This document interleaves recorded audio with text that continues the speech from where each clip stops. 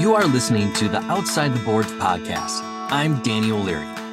For most of my professional career, I have worked in mainstream sports for some of the world's leading sports organizations and properties and blue-chip brands, helping to create award-winning omni-channel marketing campaigns, result-driven sales strategies, and impactful brand-building initiatives.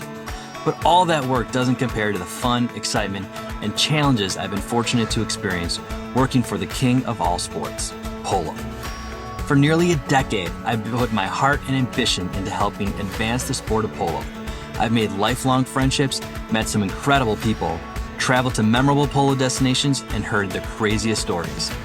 My goal is to share these people, places, and stories with you and provide a unique behind-the-scenes perspective of the game that breaks all the common stereotypes, all while discussing key issues affecting the sport today and the constructive sharing of ideas, insights, solutions, and best case studies for the purpose of advancing polo globally.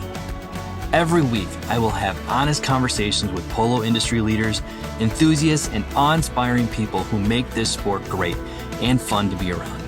I hope through their knowledge and their unique perspectives, they will motivate and inspire you. Together, we will explore ways you can make small tweaks to boost your polo business, whether you are a club, event, team, or player, that will amount to big changes in revenue, participation, attendance, and exposure. Saddle up. Welcome to Outside the Boards with me, Daniel O'Leary.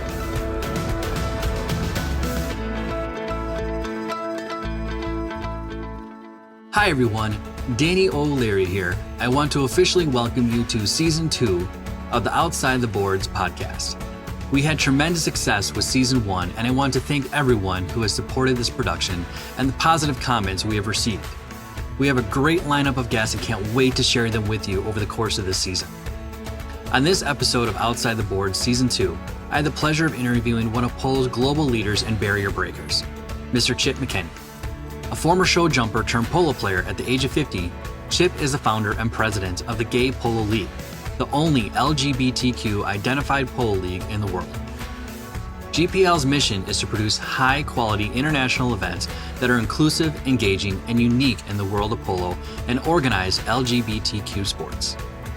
GPL's goal is to promote a positive and respectful place for LGBTQ athletes to compete.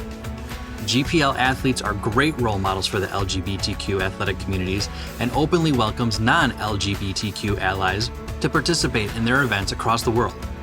GPL has produced polo events in the United States, England, Argentina, and France, including its flagship event, the International Gay Polo Tournament at the International Polo Club Palm Beach in Wellington, Florida. Chip currently serves on the USPA Diversity, Equity, and Inclusion Committee and is also the owner of McKenney Media, a strategic branding and marketing agency focused on the equestrian industry and beyond. McKenney's media mission is to consistently elevate their partners' position in the marketplace through premium service and innovative solutions to unlock new opportunities and deliver new levels of success. I'm honored to call Chip my friend. He is a polo trailblazer, brilliant marketer, and embodies one of the sport's most attractive traits as a highly social, accepting, and inclusive sport for everyone. I'm excited to see the GPL continue to do great things and expand to all corners of the world. So let's get started, everyone. Enjoy.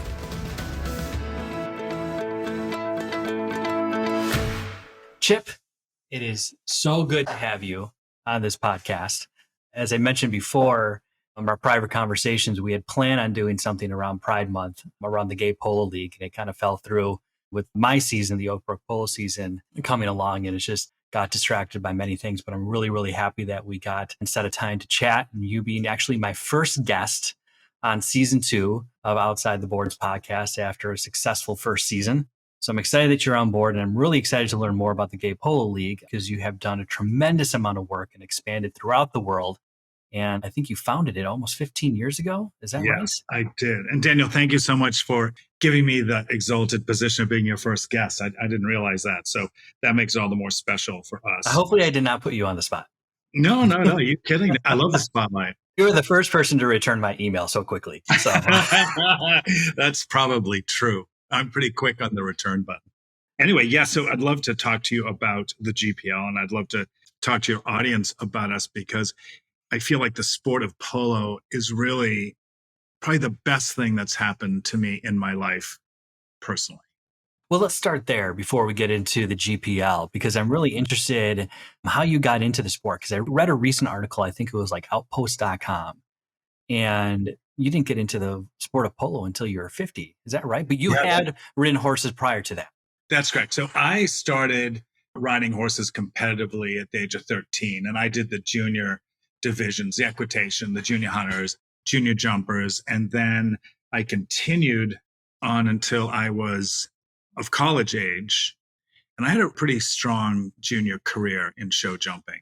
And then I went to college. In my senior year of college, I broke my neck in a car accident.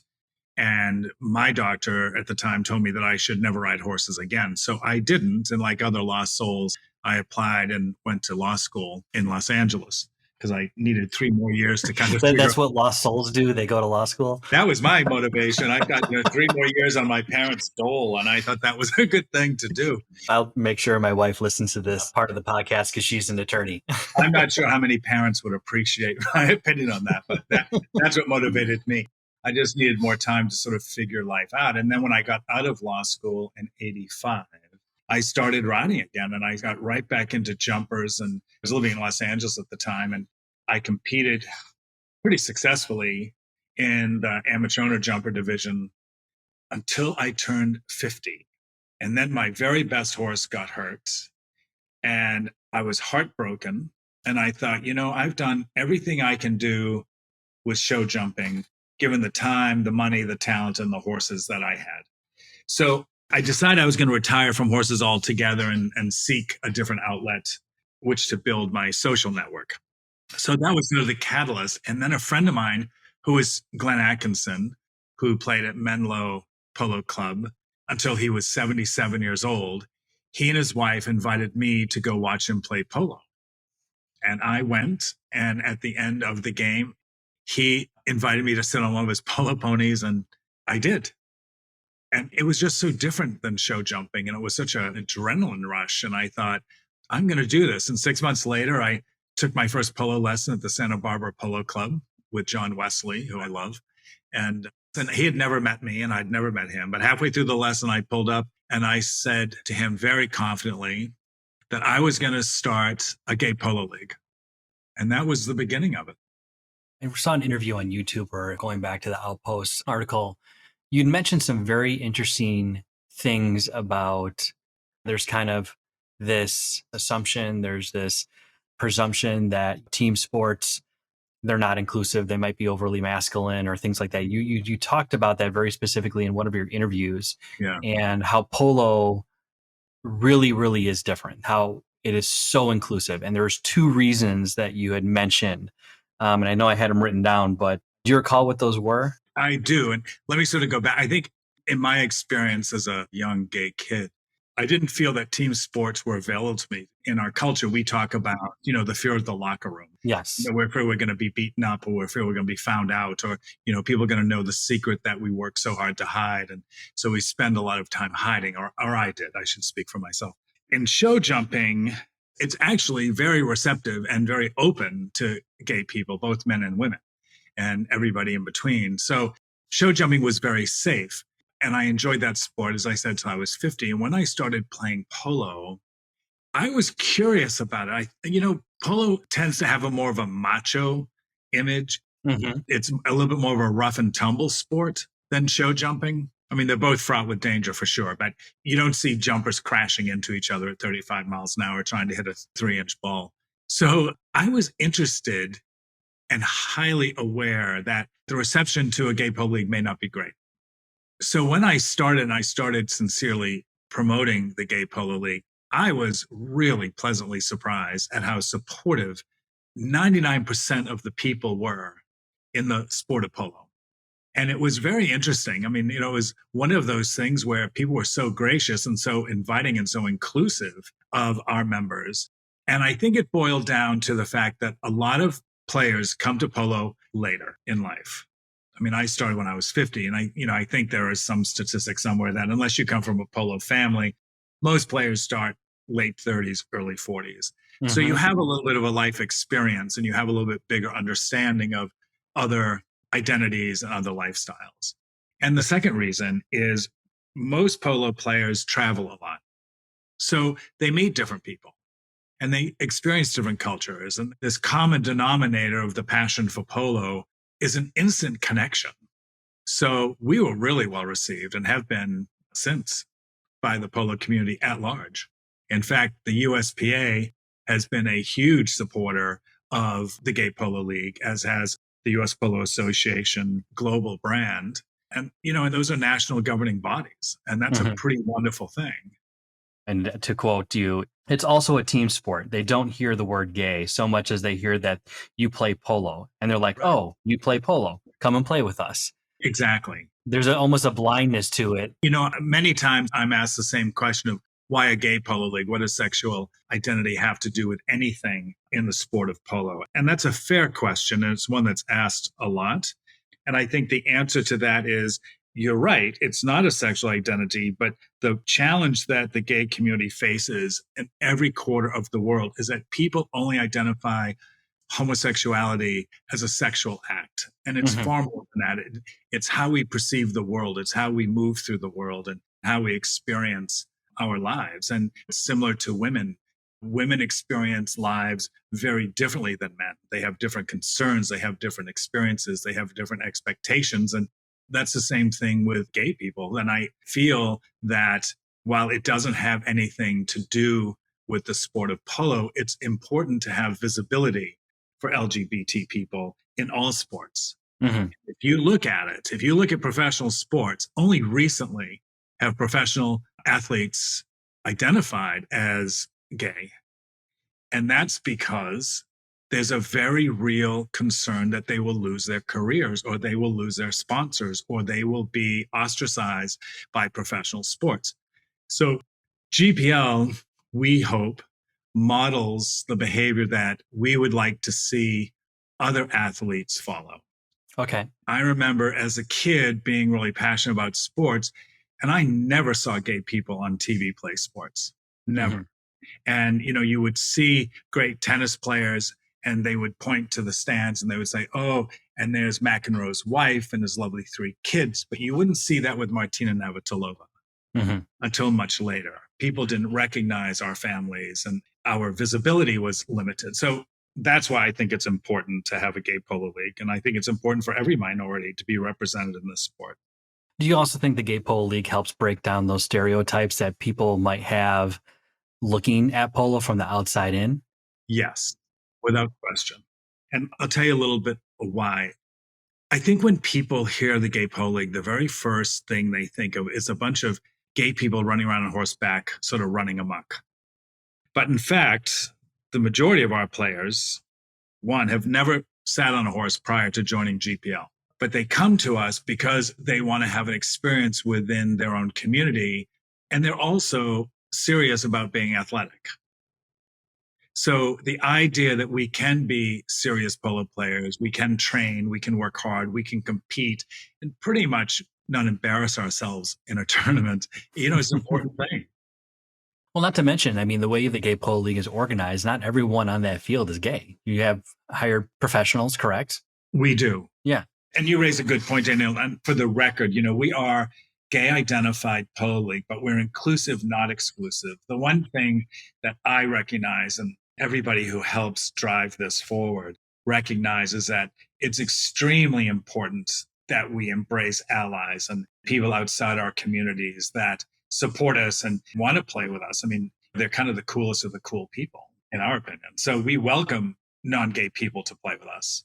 When you created the GPL, it doesn't sound like you had any sort of pushback or anything like that, but have you experienced that in any way, not only in the US, but in other countries? I know you played all over the world, and it sounds as though the GPL has been so accepting wherever you go.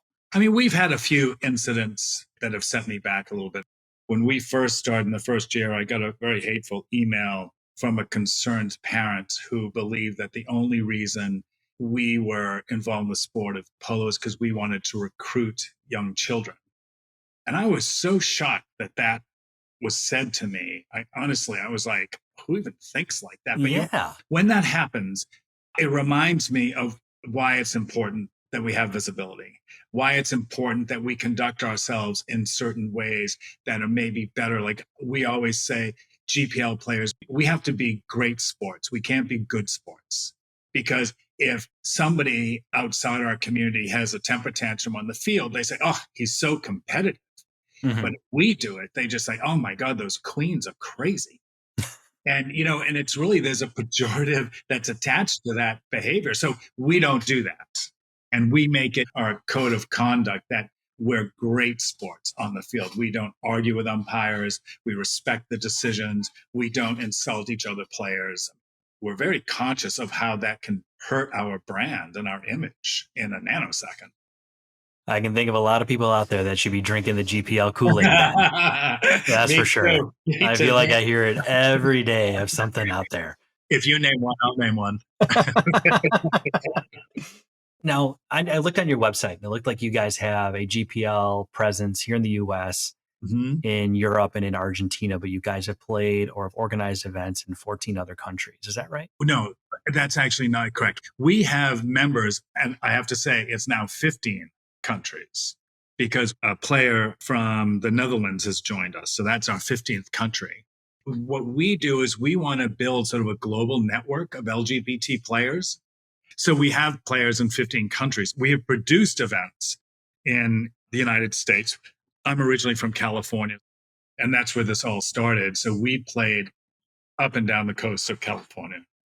And we played in the desert for years and years. Our flagship event is the International Gay Polo Tournament held in Wellington every year. This will be our 13th year. And we're excited and proud that we have finally reached Field 1 at the International Polo Club of Palm Beach. And by the way, those dates are April 7th through the 10th, if you want to come get tickets.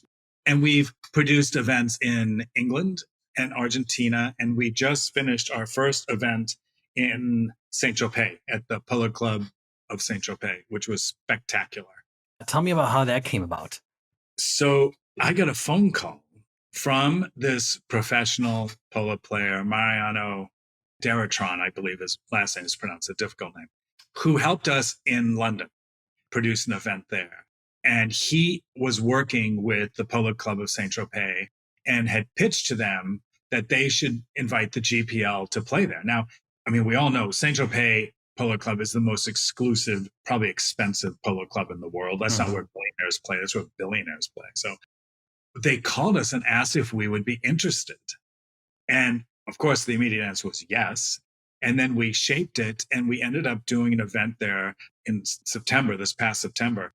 And we had polo players fly in from 6 different countries to compete. And we did a 3-day tournament. It was spectacular. Wow. How many teams then were we able to put together? Yeah, so we had 4. So you just kind of did 4-team round robin?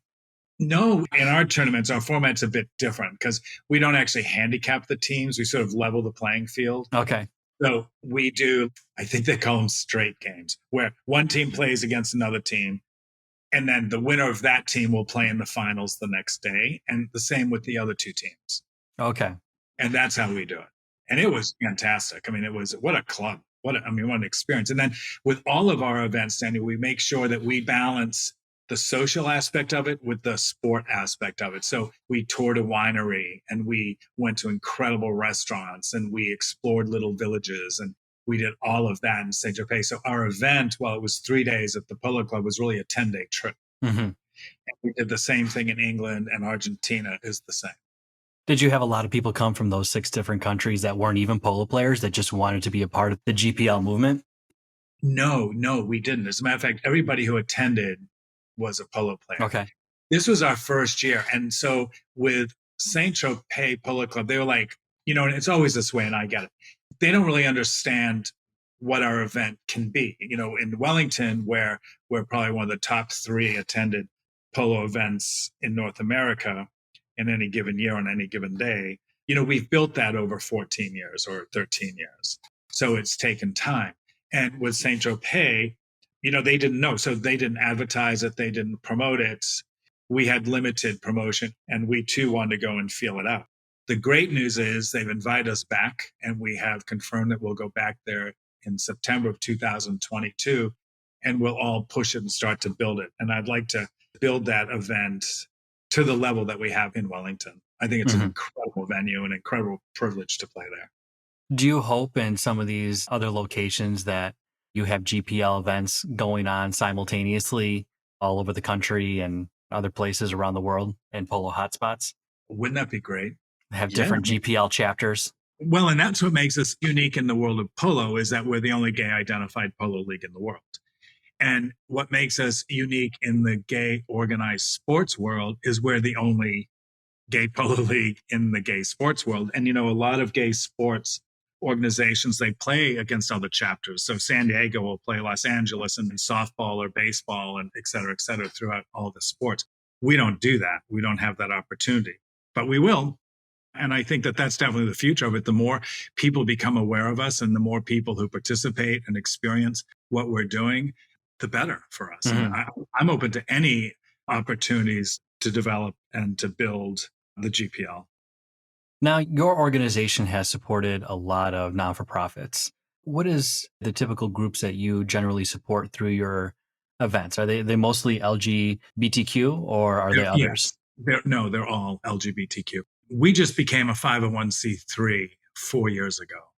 And we did that because we realized that we had, at least in Wellington, we had an opportunity and a platform in which to raise money to help other organizations who are helping people who are less fortunate than us. So we have raised money for homeless youth, LGBT youth, which is a horrific situation in the United States with a tremendous amount of kids living on the streets because they've been thrown out of their families for being gay. Mm-hmm.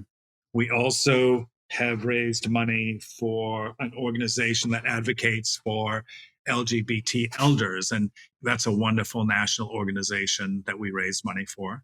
And then we are currently working with a new organization called the One Pulse Foundation that is raising money to celebrate the lives of the 48 people who were massacred at the Pulse nightclub 5 years ago. Mm-hmm.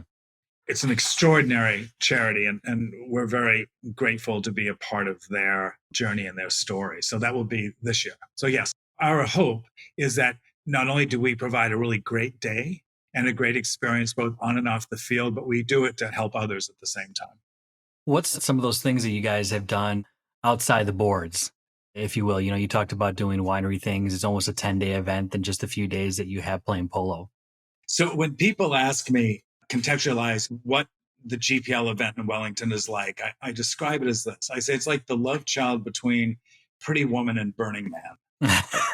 So, if you're familiar with those events and that movie, you understand it. What is extraordinary, I think what sets us apart, or actually I know what sets us apart, is we've worked very hard to engage our supporters and our attendees in a way. So we have a very fierce tailgate competition that people, they go all out in their creativity and their effort, and they spend money to do this. And they build these tailgates that are phenomenal.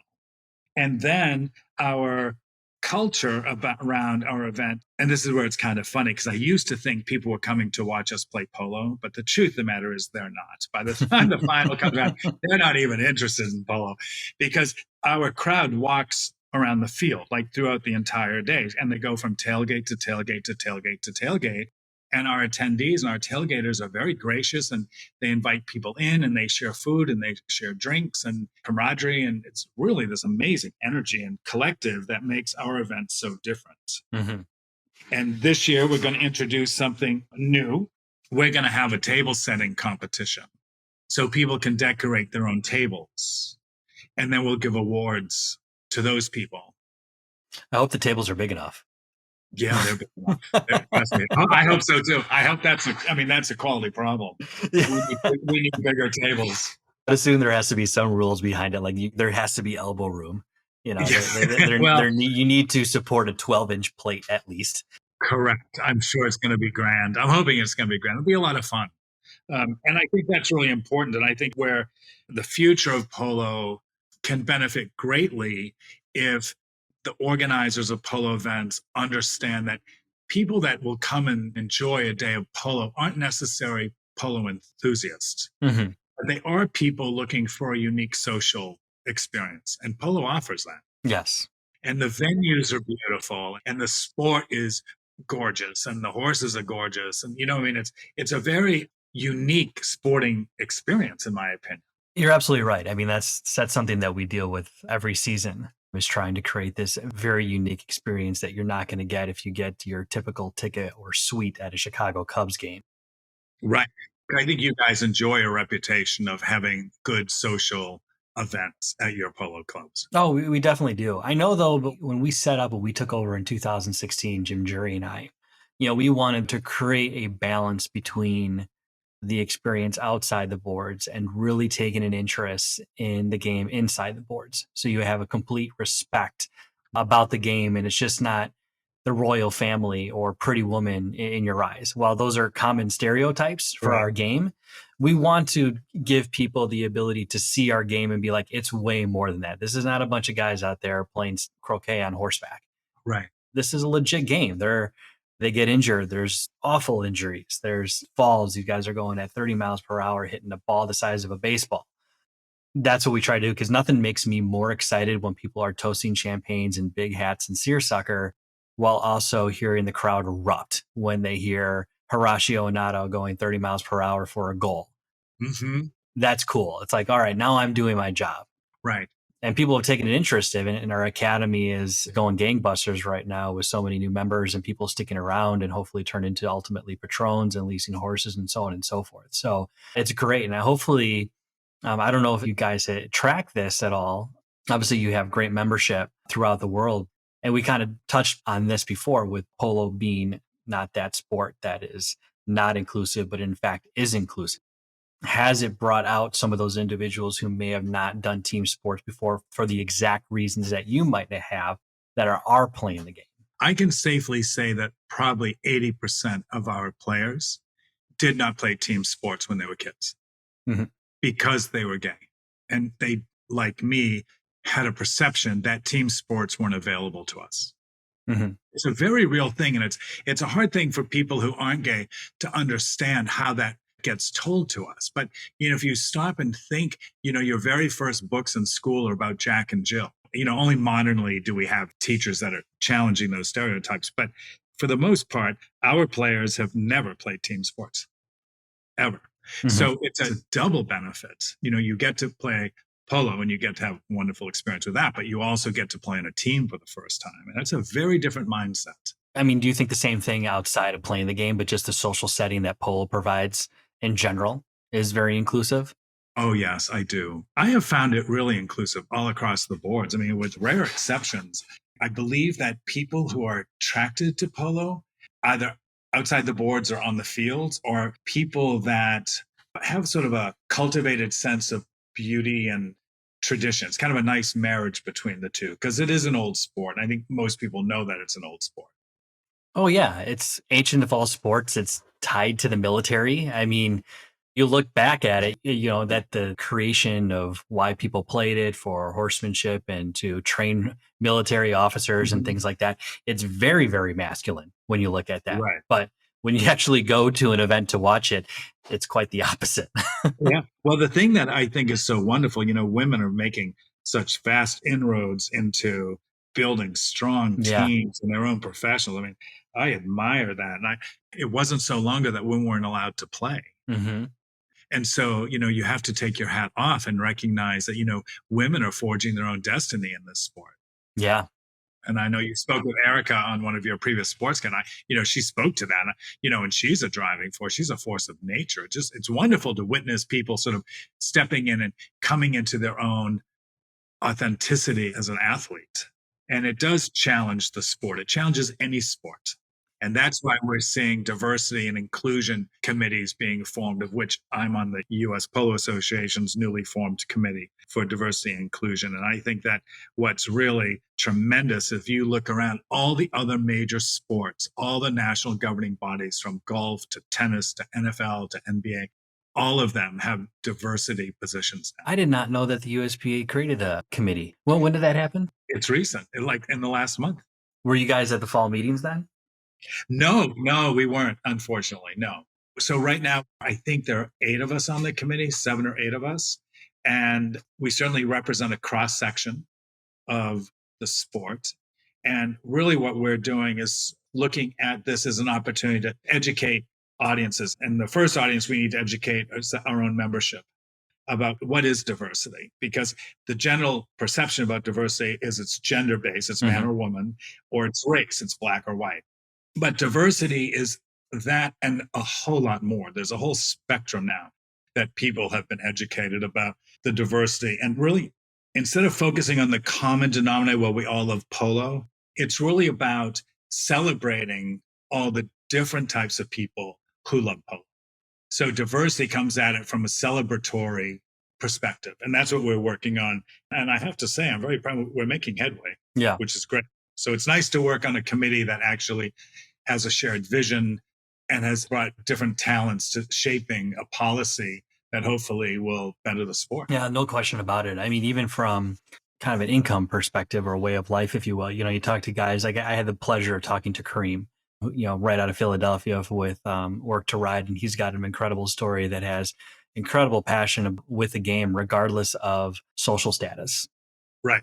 And you hope more programs like that come out of the woodworks to hopefully get more people involved and get them access to the sport, regardless of income, because obviously polo has a very affluent tagline associated with it. Yeah. Costs. Yeah. People always ask me all the time, like, hey, how would you compare this to other sports from a cost wise? Well, I'm like, well, if you're first getting into it, it's probably the cost of putting your kid through hockey. From an Illinois perspective, that's pretty expensive to do. And, once you start leasing horses, well, you might well be owning a boat at that time. Right. I know that people sort of bristle at the fact that there's a perception that it's a wealthy person's sport, but I think that's founded a bit on truth. And like any horse sport, it depends on disposable income for the majority of amateurs. I mean, this is not money that they're investing. This is money that they're wasting, basically. But the pleasure and the ROI that you get it's unlike anything else. And I know friends of mine who are avid golfers, and that's a really expensive sport. And people don't have the perception that it is because they have public golf courses. So you can always sort of find a different level. I think the great thing about polo is it can be as expensive as you can afford it to be. It's a sport you can play. I'm 64 years old, and you can play until you're 70 safely. So there's a level for every player, whether they're seasoned or green or really competitive or just more of a pleasure player. And I think that there's an opportunity to play regardless of your economic position, but you got to have a little disposable income to do it. This podcast episode is presented by the Gay Polo League. The Gay Polo League is the only LGBTQ polo organization in the world that is dedicated to producing high-end LGBTQ polo events and experiences. Its mission is to inspire and empower those individuals who identify themselves as lesbian, gay, bisexual, and transgender via the promotion of and participation in the sport of polo. The GPL promotes the sport of polo to provide equality, pride, inclusion, and confidence for those individuals who face discrimination simply due to identifying themselves as lesbian, gay, bisexual, or other non-traditional sexual or gender identities. GPL works to create an atmosphere that affirms and supports the understanding and acceptance of all individuals regardless of race, sex, or sexual identity, and works to promote goodwill and camaraderie in the community. Its ongoing goal is to raise money at GPL events to help LGBTQ organizations better serve their communities. Our battle cry is, the slightest difference makes all the difference. GPL is changing perceptions in the LGBT community, athletics, and society at large, one chucker at a time. In 2022, the GPL was awarded the Champion of Equity and Diversity in Sports, awarded by the Palm Beach County Sports Commission. We invite you to join us.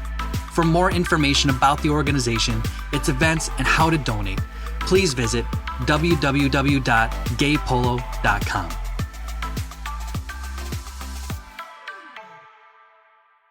So, when you first swung a mallet, in the article I read, you just, the rest is history. And a lot of people say that, they're immediately hooked onto the buck. What, in your opinion, was the biggest driver?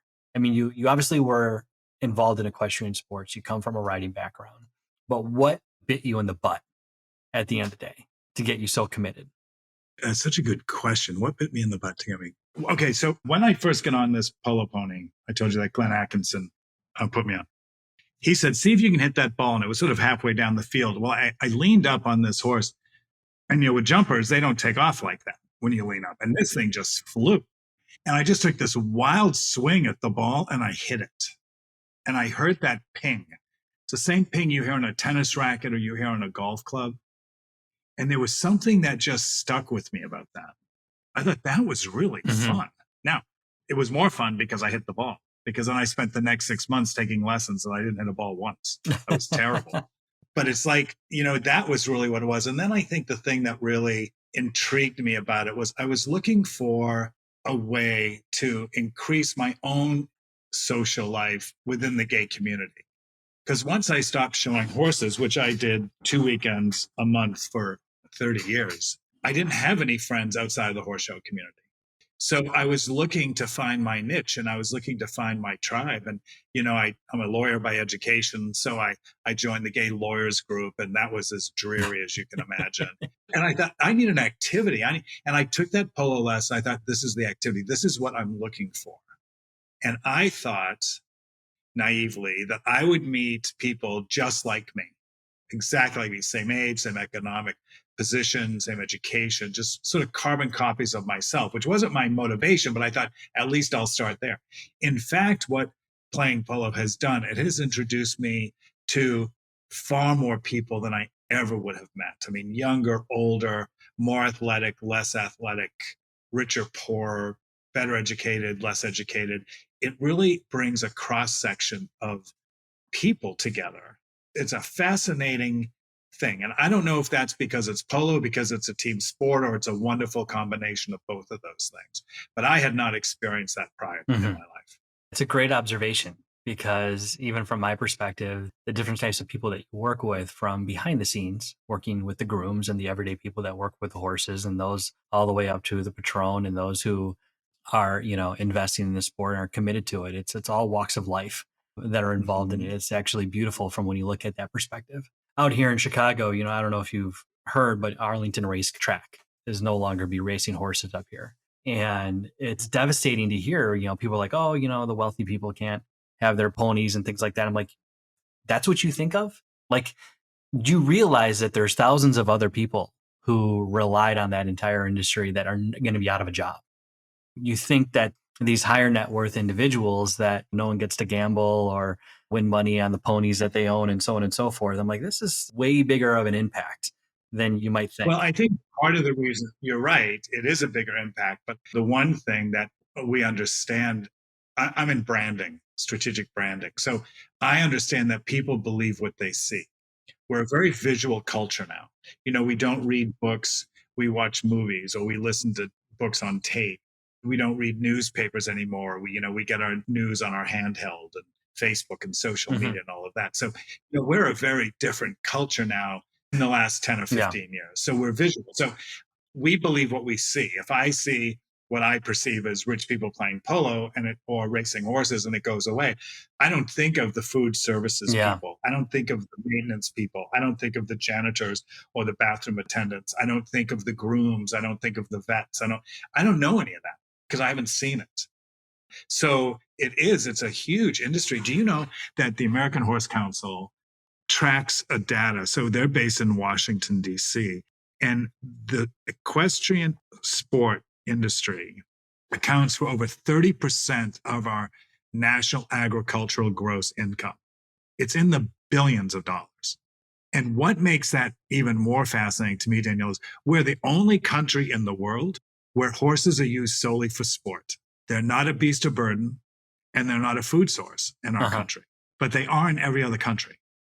So I just think that's amazing that so much money is spent on horses and the horse industry. Yet the only really identifiable equestrian events are the Triple Crown and racing. But those three races can stop our country dead in the track for 2 hours. Yeah. That's fascinating. And yet other countries, you go to Argentina, polo games are on television 24/7. You go anywhere in Europe, show jumping is on, or 3-day eventing, or steeplechasing is on the television 24/7. And that's our biggest challenge, I believe, to our sport today, is how do we reach and educate new audiences about our sport? I mean, the two countries that you just mentioned, do you think that has anything to do with the fact that horses play a very large part in their agriculture? They're just so accessible and a part of way of life. Yes, I think that makes it easier. I think our challenge is that the majority of our sports are playground sports that make it to the top of the awareness chain for people. Basketball, football, baseball, I mean, all of those sports. But I believe that, that's our opportunity. And that's really where, if the people who are in a position to elevate the sport of polo, we need to keep hammering at the door of television and mass media. I mean, it's wonderful to have streaming capabilities for games and these other areas that we as polo players and enthusiasts can watch. We're only broadcasting to our own people. Yeah. We need to be broadcasting to other people. Yeah. Look, if the drone racing league can do it, I'm pretty sure that polo can. Right? When you look around, you think, like, curling, what the hell is that sport? I don't get it. But that's an Olympic sport, and they televise it. And I'm like, this is incredible to me. I mean, I find myself watching curling during the Olympics. I don't know why. I wouldn't admit that too often. But I know, like, sometimes in the later hours, some of these most obscure sports, wind up on like NBC Sports and other ones. And I remember watching like esports. Yeah. And I'm thinking to myself, how can you watch this? I'm like looking around for a nail clipper. I'm like, oh, this is a good time to clip my nails. It was so dry. And I used to work in mainstream sports, and the agencies that I work with all have esports divisions now and so on and so forth. And my job back then was to essentially take these organizations and sports and better commercialize them and lead them down that path. And what's amazing, what sticks out there. It's really incredible. And it also bewilders me a little bit as to why polo has not been recognized the way it should. When I was with the USPA, a lot of people talked about the Pretty Woman and the royal family and those things. It's just like, look, why do we have to continue to promote those stereotypes? Those are so embedded within the culture of polo. Why are we wasting our time to sell something that's already been sold? Right. When I went to my first US Open polo match, I think it was in 2013, I immediately fell into love with the game. I'm like, this game does not get the respect that it deserves. These guys are true athletes that are out there and can do things that defy physics that no other probably professional athlete could do out there. I mean, the things that Nacho Fergasas can do and Adolfo Cambiaso and all those guys, oh my gosh. I mean, to ping a ball on a 54-inch mallet that's the size of a baseball going 30 miles per hour, it's like we're in an alternate universe where gravity and other physics don't apply.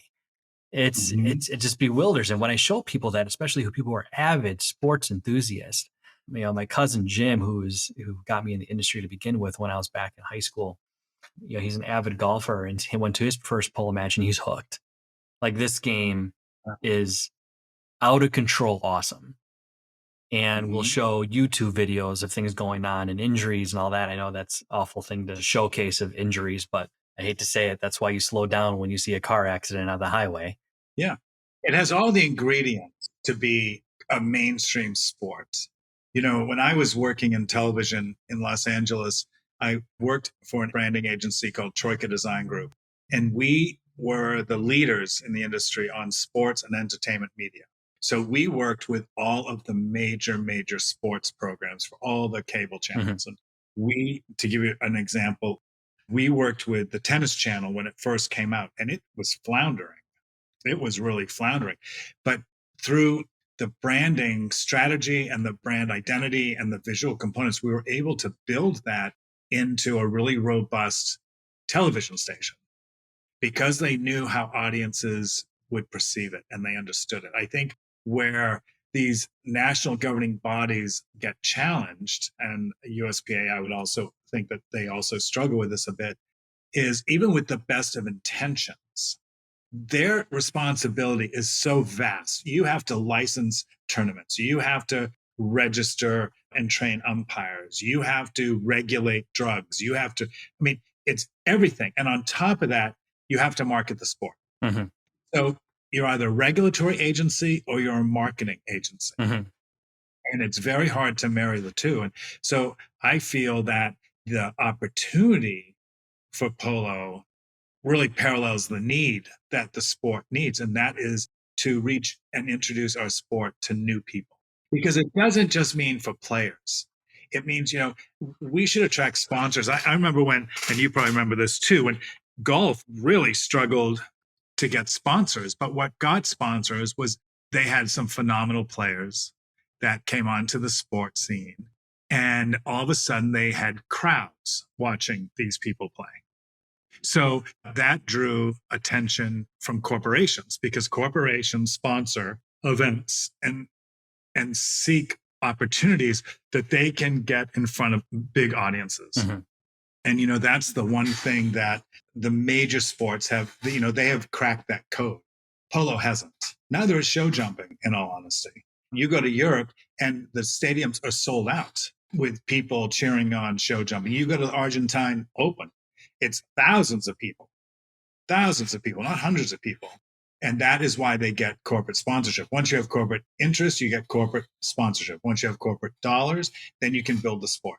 So it's a very healthy, almost ecosystem that we need to embrace and then use to our advantage for those of us who want to promote the sport. Do you think that's why, for example, there's the U.S. Golf Association and then there's the PGA? There's the governing side, but then there's the marketing side, the commercial side. Correct. And they're two separate entities. And you see that obviously with every other governing body of the sport, including football and soccer and so on and so forth. Mm-hmm. Soccer has MLS.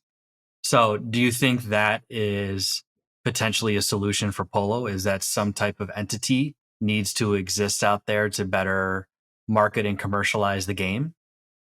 Yes. Do I think it's the only solution? No, because I don't think there's just one silver bullet, but I think it's an important component that may not be globally embraced as part. Because again, equestrian sports tend to be perceived as hobbies. Yeah. And they're not businesses. But in fact, as I said earlier, the American Horse Council shows that it's big business. Equestrian sports are big business in the United States. And therefore, if we shift our mindset from this is not a hobby, this is really a sport, then I think we will understand how do you move it forward? Yeah. How do you elevate it? And how do you advance it through our country? And I agree with that. I think a lot of people still perceive polo as more of a hobby than it is a legitimate sport, especially those who came from my prior main sports industry. They still do until they actually attend their first game or what have you to see it firsthand. Right. And that's an organic way to expose people. But we could be far more strategic in targeting new audiences if we could get on television. If we made that our battle cry, is to introduce our sport to new people, then I believe we could do it easily. Do you think the format of the game has to change, or no, it can still exist the same way as it is now? Yeah, it can totally change. I mean, I think that what we need to do, and this is where it gets a little complicated because you have a polo field, which is a large, large field, and it's several times the size of a football field. We know that. So the camera and the filming of the sport used to be almost impossible. Mm-hmm. Yet Argentina does it. England does it. Why don't we do it?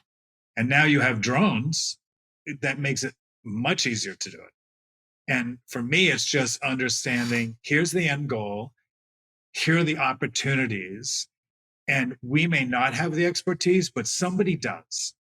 So let's hire the best agency to get our sport in front of new people. We don't have to do it ourselves. Mm-hmm. We just have to be smart enough to know that we don't know how to do it. I feel as though there are playbooks that are out there from sports that kind of have that pro-am feel to it. And the two that I'm going to bring up are Formula One, because when you look at the business side of it, yes, you have manufacturers who produce teams, but you also have Joe Schmo billionaire also who are fielding teams out there. Another one is yacht racing. When you look at the Volvo Ocean Race and the America's Cup, again, you have very wealthy individuals or prominent billionaires who take their brand, Gucci, Hugo Boss, and things like that, and put their name on a sailboat and, sail around the world. Yes. And look what they've been managed to do. And now with technology and cameras and drone and using, the ability to apply graphics over the competition itself has really made it exciting to see on television. It's one of the reasons why I know they took it from the traditional 42-foot yachts or what have you to kind of a catamaran look, because they're much more faster. They're much more agile. They can turn, they can flip, and they can turn over, making it far more exciting and watchable on television. And not to mention the technology that America's Cup, I think, is going to the Volvo Ocean Race is incredible. Now these things are hydroplaning over the water. And, the guy who wins it basically can decide what type of boat that he wants to compete in next year. And everyone's got to change their whole entire format. But it's drawing out those people. That's for sure. Yeah, I mean, that's a perfect example. And I agree with you. We have the tools to do that. We would be smart to focus on building fandom, which is a very real thing. What makes a person a fan of a sport? They connect to it, they see it, they experience it. Even in an armchair, they get that excitement and that thrill that sport is presenting to them. So it's in the presentation. I think that with equestrian sports, and again, I don't point out polo as the only sport that's not great at this. This is what equestrian sports in North America struggle with. They don't know how to do it because they haven't had to. It really was funded by disposable income. It was geared towards a certain economic standard that people would enjoy the sport. So there wasn't a need to have significant sponsor involvement or dollars. It was a self-funded sport. Mm-hmm. Well, that's changed, and we're seeing that change. The biggest challenge that we also have in polo is that grass polo clubs are disappearing. Yeah. Left, right, and center. Empire Polo Club announced last week that they're no longer going to host polo. I mean, do you have an opinion on that? I have a very strong opinion on it because I played at Empire for years. And Al Hagen is the owner, and I admire everything he did for polo. But he's also a really smart businessman. And he created this venue that Coachella and Stagecoach, of which I attended, I was a big fan of, music festivals were held at. I don't blame him for realizing the end game on what he built. What I do think is we have to be aware that that happens. So is that where the national governing body that has pretty deep pockets, from my understanding, could play a role?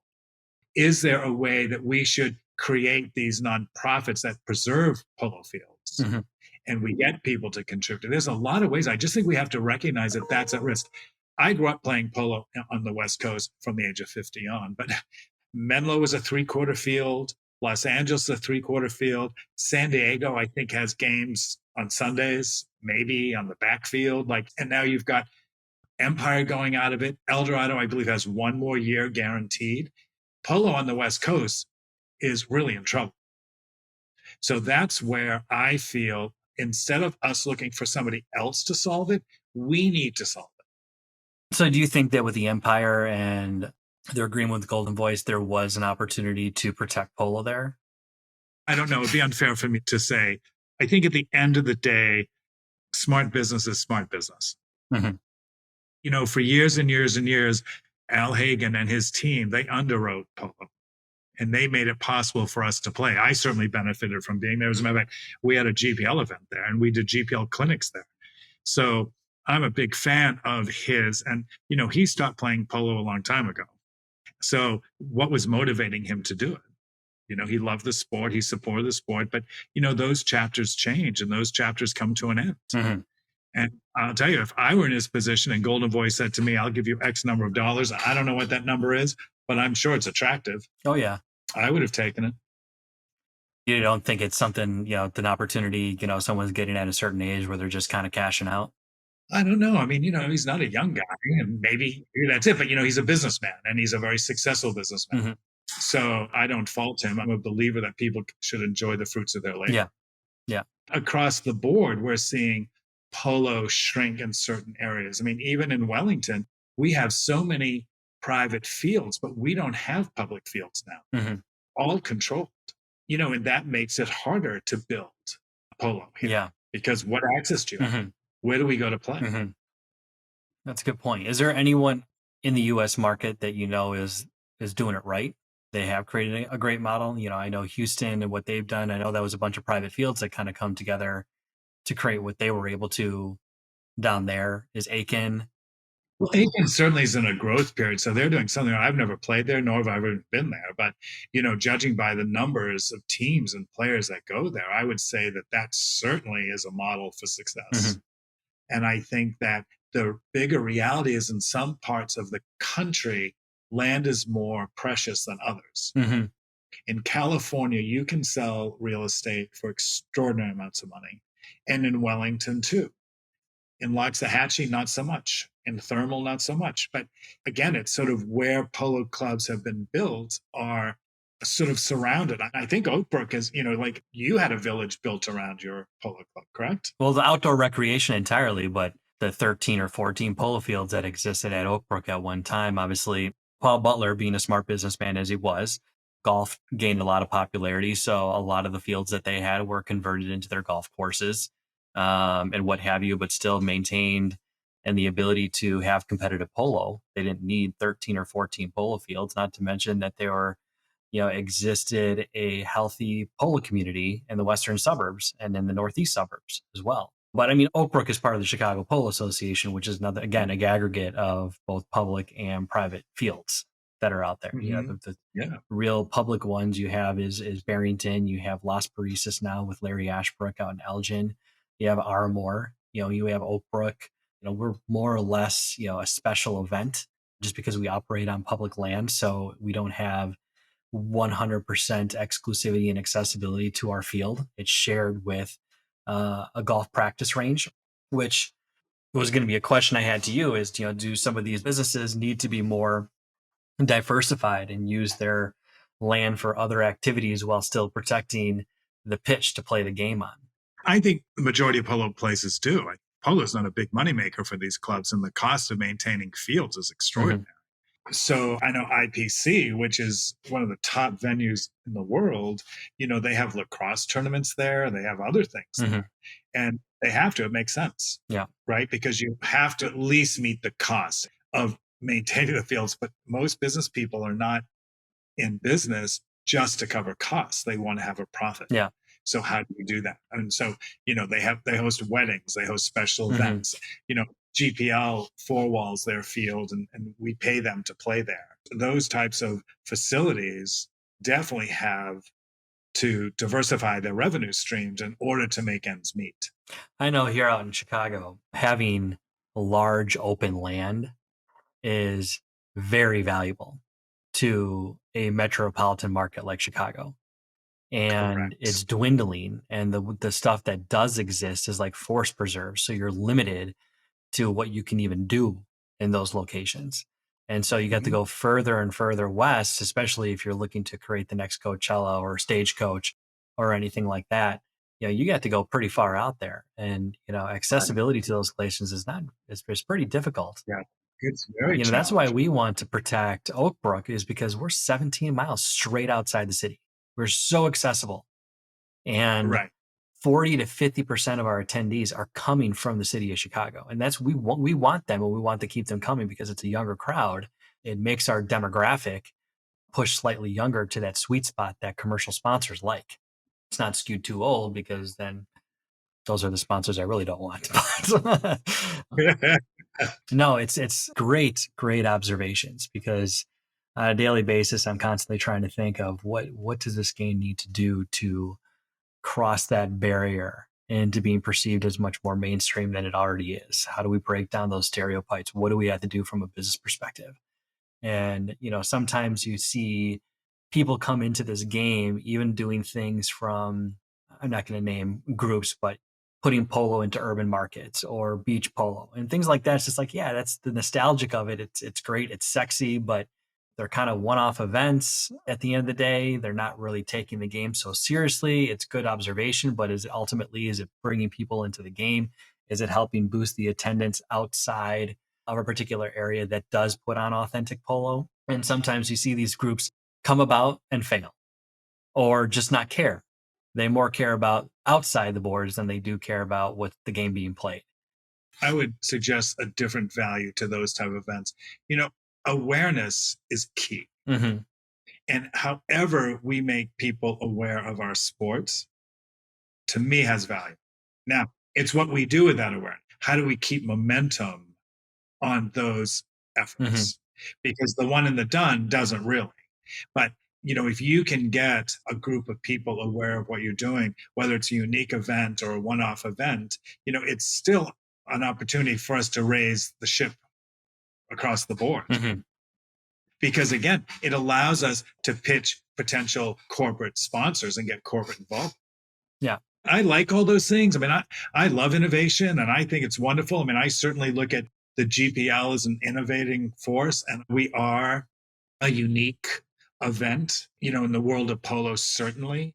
So for me, I think that it's important that we embrace all forms of our sports as long as we understand what is our end goal. And our end goal is to continue to grow this sport. And we talk a lot about it. But if we can perform in front of 5,000 people, we have a better chance of getting a new player than if we're offering one free lesson to you and your friend at a polo club. Yeah. Which was an initiative that I thought was just embarrassing. It's like, one, nobody wants free. And number two, they're not going to come back. Yeah. Yeah. So I feel like those initiatives, while they are best intentioned, they fell short of their goal and their mark. No, I get pitched that a lot. Why don't you just get people to show up at your game and then they're going to come back? I'm like, that's not necessarily true. No, all you're doing is giving people a free ticket. Yeah, exactly right. Exactly. But if you create a great experience for them, they become your brand ambassador. They're the ones that go back to their life on Monday and say, oh my God, I went out to Oak Polo. It was amazing. Yeah. What a fun day. And then the next thing you know, other people come. And that's the narrative you want out there. And our best advocates are people who've come and experienced it and had a great time. Yeah. Word of mouth is always the number one marketing thing. Yeah, it's our low-hanging fruit. I do want to go back to the discussion around fandom real quick. If there's one thing, at the very least, that individual polo players, teams, or events or clubs could do, what do you think is the smallest thing you could do to capture that fandom? I have one opinion that's been bothering me since the last decade. Okay, tell me that. So mine is, I can't get a damn piece of apparel from any of the big teams that are out there. Like, I would love to walk around with a La Delfina hat or a vest or something like that. I remember talking with Janarvis back in the day. It's just like, dude, man, it's just like, can I get a hat? Like, I would love to be sporting your stuff and show some pride around these teams. Like, I go to Puma store and I can get myself a Williams F1 jacket. Yeah, with all their sponsors litter all over and all that kind of stuff. Like, I would love to see that or find a place to be that. Just like where I can wear, the brand and people are going to ask me, it's just like, what is that? What is Valiente? Or what is Alegria? What is La Delfina? And you get into that conversation, and trust me, having a conversation about polo is endless. Yeah. So that's my opinion. That's like the smallest itty bitty thing. I'll send you all the GPL branded apparel you want if you promise to wear it. Hell yeah, I will. You guys have a great logo. I went onto your website and looked at the shop. I'm like, all right, I'm going to spend some $40 today. Yeah, that's excellent. Do I think that there's one thing? If I owned a club, what I would do is I would look around and I would say the most important thing for me to do, besides organizing wonderful games, et cetera, but if I'm on the marketing side, is to put people on the sidelines. And I would put all my effort into that.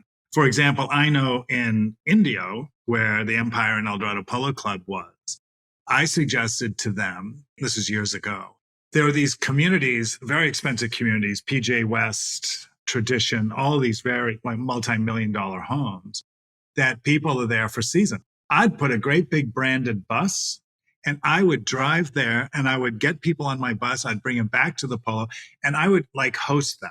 I wouldn't necessarily give them free lunch. I wouldn't give them free drinks, but I would explain the sport. I would educate them because you never know where that next patron is coming from. You never know where that next corporate business guy says, oh, this is a big opportunity for us. So I would focus all of my effort in putting people on the side of the field. That's what I would do. With this whole pandemic thing, I swear that's one of the reasons why our attendance went up this year. Oh, yeah. Is because polo, of all the sports, it's saw the silver lining, and all you got to do is tailgate. Everyone was social distance. Right. And Just golf, stay in their little, golf had the same growth spurt. Mm-hmm. Statistically, it showed that more golf memberships were sold during COVID than any other time, I think, Yeah. it's 10 years. So yeah, that was a window of opportunity for us, for sure. Yeah. It's kind of hysterical in a way because educating the state of who we are and what we do took a while to do. Right. Because Yes. when we gave them our plan and said, oh, people would just tailgate, people automatically think like, oh, like tailgating at a Bears game. No, it's not like tailgating at a Bears game. Yeah. It's It's you not drive your car up as if you were a outdoor theater. And that's where you are. You bring your own food. You bring your own drink. You don't have to go anywhere else outside that unless you have to go to the bathroom. Yeah. And you create a whole culture around that. Yeah. I mean, the tailgating culture is really fun. People love tailgating. Look at NASCAR. Mm-hmm. People that go to NASCAR events, they're not watching the race. They're in the infield and they're tailgating. Yeah. And it brings thousands and thousands of people. I think the other thing that clubs really need to do is, to make sure that they have a drop-dead announcer. It's got to be somebody fun. It's got to be somebody that engages and excites the crowd. It can't be somebody who just says, oh, that was a nice back shot. We kind of missed that. And a lot of announcers can be a little bit flat. Yeah. Those are a dime a dozen too. I mean, we lost a great announcer. Shout out to Rob Wilkinson, who's moved now to Philadelphia. He is a gem, whoever picks him up. Right. So, we're in a process of finding our announcer. That's for sure. Yeah. We have a short list. That's for sure. I know. You've got to find the announcer who has just the right amount of wrong. Yes. Yes. They just got to be like on that edge. And it's so fun when you have that. Yeah. But also stay on script. Yeah, totally. Like you do have to do things from a sponsor perspective. You and do. Things like you that. do. Yeah. That's true. But, if you get somebody facile enough, they can do it. Yeah. But they make the atmosphere. They do. They do. There's no question about it. I mean, any sport, you need that person. Well, the fun thing about all this, Daniel, this conversation today has reinforced it in my mind. There's so many opportunities to grow our sport and to bring it to new audiences. And people who love polo like you do or I do and everybody else that you speak with on your Outside the Boards podcast, they're all enthusiasts. And we love it. And interests aren't born generally, they're learned. So, there's an opportunity for us to teach people so much about what makes a sport unique, why it has survived for thousands of years, why in other countries it's a national sport, and why it should be here. Yeah, you're absolutely right. I feel as though there's still a blank canvas. Yeah, I think there is. Despite how old this sport is, there is still a blank canvas to do a lot of fun and great things. There's no question about it. Yes. And I think the need is more now because polo clubs are closing. Polo is challenged in parts of our country and flourishing in others. And that generally has to do with the cost of land. Mm-hmm. So there's a correlation with that.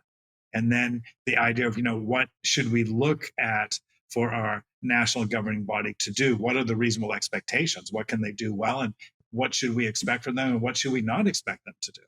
Mm-hmm. We can't always look at the USPA and say, well, you got to fix this. That's not fair to them. Their bandwidth, their experience, and what they're tasked to do can only go so far. Yeah. That's for sure. And I think, with a little bit of education, there's some outside groups, big agencies and what have you that would love to get into the game. Oh, totally. That's for sure. Right. And it's not about them coming to us. We have to go to them. Yes. We have to get on their radar. 100%. Like golf did, like tennis did. We're not facing any growing pains that other sports haven't had to weather. Yes. And if they can do it, we can do it. Exactly. Well, hey, Chip, I really appreciate the time that you had spent with me today. You're doing phenomenal things with the GPL, phenomenal things with just the sport in general. And I value your opinion, as should others in this industry and sport that we've grown to love so much. Any parting words? Yeah, well, first of all, I hope that you will extend an invitation for the GPL to come and play on your 100-year anniversary. Congratulations to Oakbrook on that. That's a milestone. Thank you. And we love being part of historic events. And two, I would invite anybody to learn more about the Gay Polo League by going to our website, gaypolo.com. And certainly my contact information's there. And if anyone wants to reach out to me, I'd welcome a dialogue with anybody and everybody. So thank you for giving me this opportunity to talk to you about something that I'm so passionate about. And I hope we get to play polo sometime. Thank you. This April, the sporting world will be celebrating a momentous milestone as the Lexus International Gay Polo Tournament, presented by Douglas Elliman, returns for its 12th year from April 6th through the 10th. The International Gay Polo Tournament was founded in 2010, and the event has grown in popularity, creativity, and impact, with nearly 3,000 players, attendees, and merrymakers from around the world attending the event annually. The event was created to generate awareness and to move the needle forward for LGBTQ athletes, and to ensure athletes not only have the same opportunities, but also have a safe place to learn, grow, and excel in their sport. Since its inception, the priority has remained to raise a significant amount of money in support of diversity and inclusion initiatives for other LGBTQ organizations. Since becoming a 501c3 organization, the GPL has donated over $30,000 to organizations such as Compass Youth Program and SAGE. This year's event will benefit One Pulse Foundation, an organization born after the tragic events that unfolded at Pulse nightclub, where 49 people lost their lives in 2016. One Pulse Foundation's mission is to create a sanctuary and build a national LGBTQ museum to honor the victims. This year's event will be marked with a full slate of activities and will celebrate with fun, fashion, and of course, polo. The 5 days of festivities will come to a head in a majestic match only rivaled by the creative competitions from the tailgaters when the event returns to the International Polo Club Palm Beach in Wellington, Florida. To learn more about this year's event and to purchase tickets, please visit www.gaypolo.com. Thank you for your support, and we look forward to seeing you at this year's must-attend event. Now we have reached the part of the show where we address outside the boards issues affecting the sport of polo, with the sharing of insights, ideas, and best practices towards solving everyday marketing, branding, and sponsorship problems, avoiding bad habits, or helping to navigate through new trends and how to best leverage those opportunities.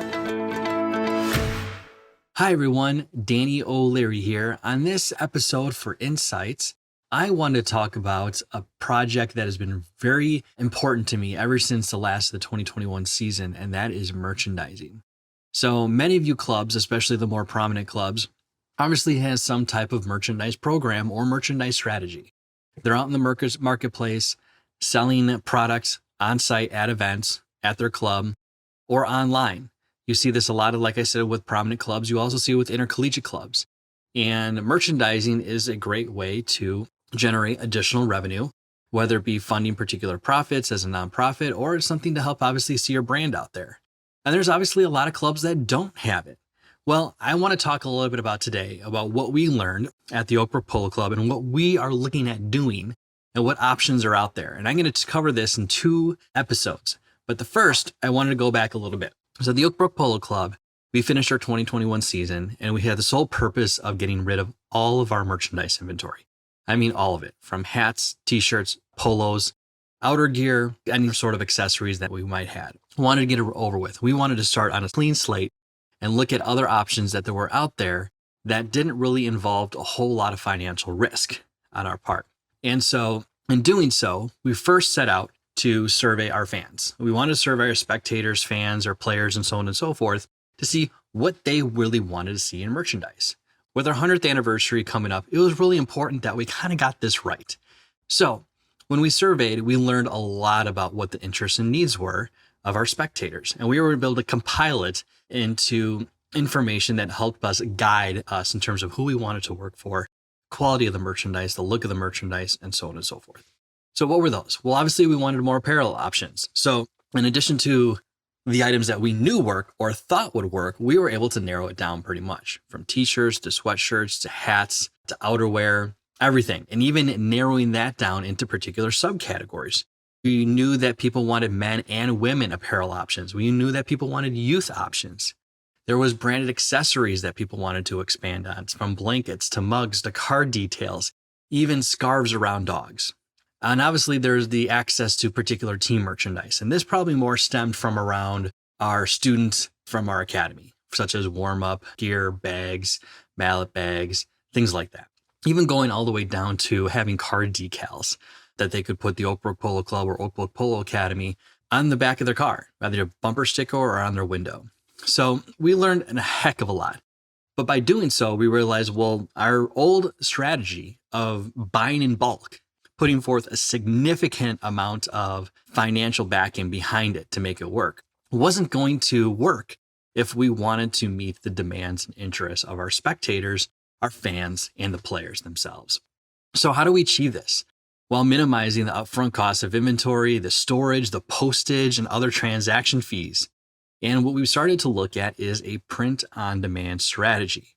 Now, what is print-on-demand? Print-on-demand is a process where you work with a supplier or white-labeled products to customize those products and sell them on a per-order basis under your own brand with your own designs. Now, there's only about a handful of companies that are out there that do print-on-demand services. However, not all of them are good.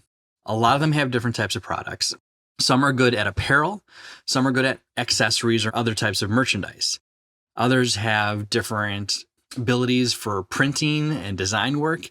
So it's a mix and mash of a number of different groups that you could potentially work with. But print on demand, as we learned, is a process where you work with a supplier of a white label products to customize those products and sell them on a per order basis, right? So what do we learn? Well, Oakbrook does not pay for the costs of the product until after it's been sold. So that's a plus. There is no need to buy in bulk or hold any inventory unless what is being sold at events. So for example, this is primarily an online strategy. So you can have all these different accessories and options to buy online, but you might want to pull those and buy those items in bulk for items that you know will sell, such as t-shirts and hats that you'll do at events.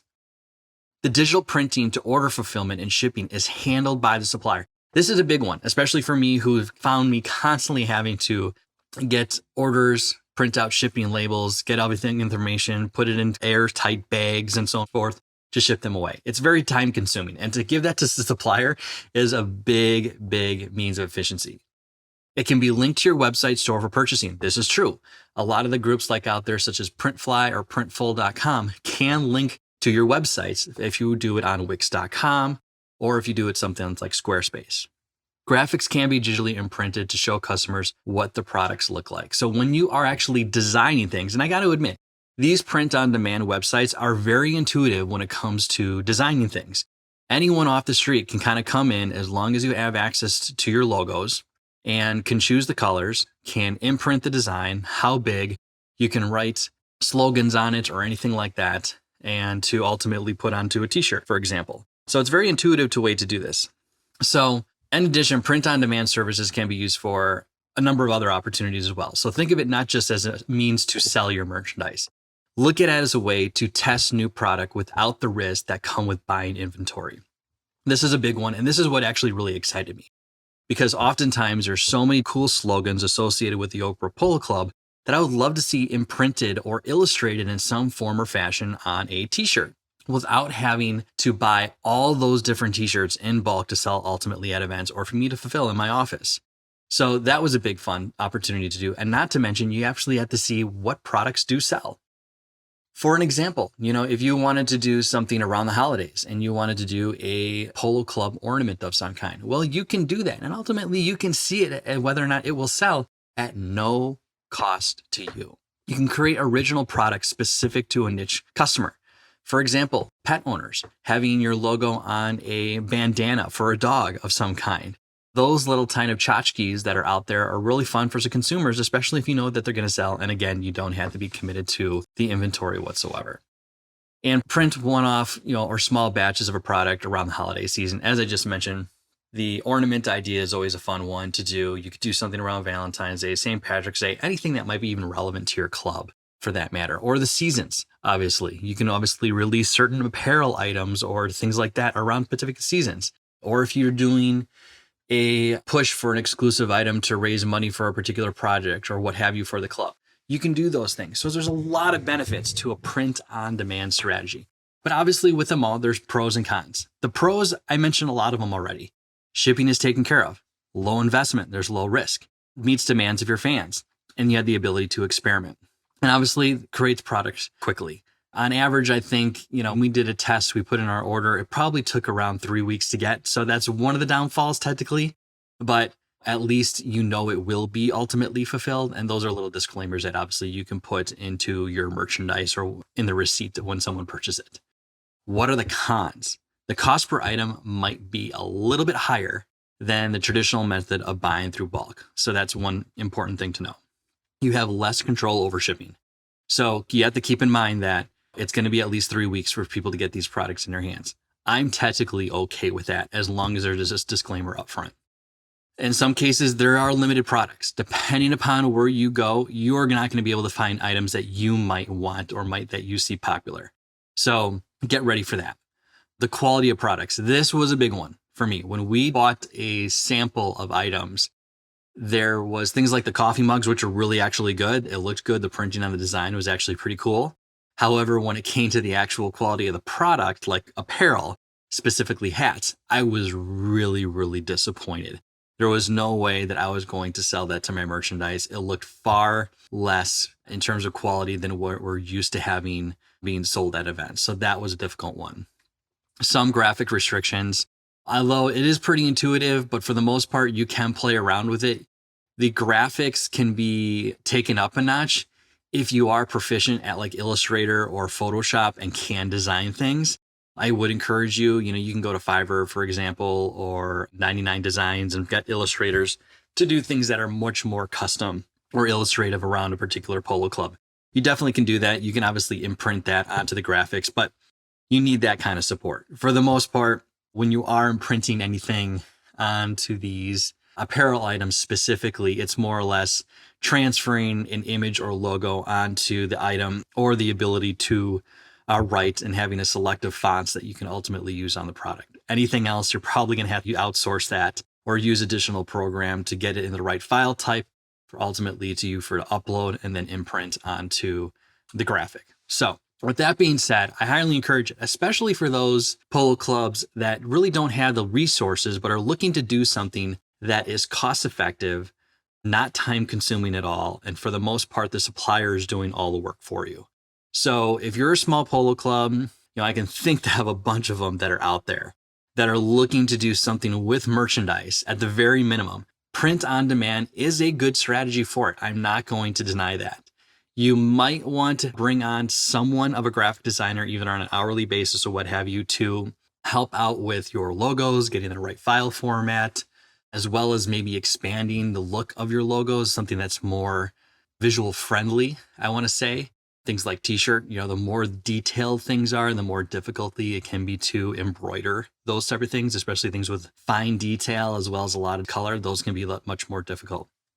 So with that being said, it's something I really, really encourage anyone to do. On my next episode, I'm going to talk about other options on the print on demand for those who want better quality and some of the cons, some of the pros that you'll get for that, and some of the risks you'll probably have to more take on.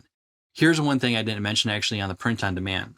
When it comes to places like Printfly or Printful, you have the ability to set the price. So if you're buying a t-shirt and a t-shirt comes at $15 per item, you can set the price of that t-shirt, let's say at $30.